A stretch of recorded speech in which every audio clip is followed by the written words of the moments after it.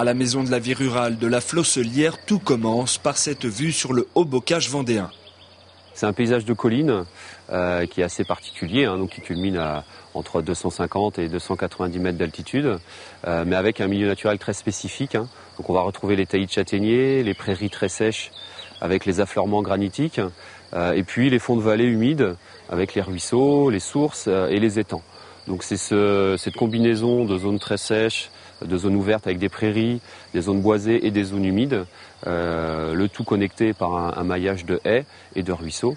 Et ça donne toute la biodiversité et la spécificité du Haut-Bocage. Donc là par exemple on a l'amande coque qui sent la chlorophylle. Au cœur des collines vendéennes, la maison de la vie rurale est un lieu d'animation locale où se développe une offre touristique à vocation pédagogique.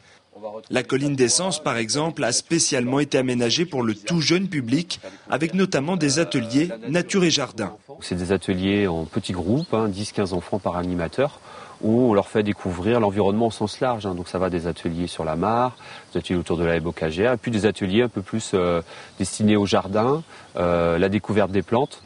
Comme le feuillage duveté de ces étonnantes oreilles d'ours qui ne demandent aucun arrosage. Les poils qui sont à la surface de la feuille permettent à la plante de vraiment bien résister à la sécheresse.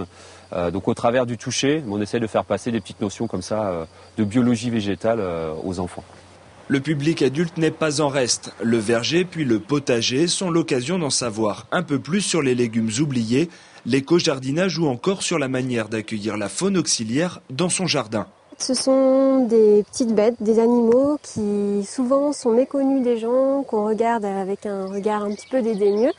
Et en fait, ces animaux-là, ces auxiliaires du jardinier, donc sont des alliés précieux pour le jardinier, pour qui veut jardiner au naturel. Le crapaud. Pollinisateurs, prédateurs, décomposeurs, leur présence est capitale, d'où l'importance de leur créer des habitats naturels parmi fruits et légumes.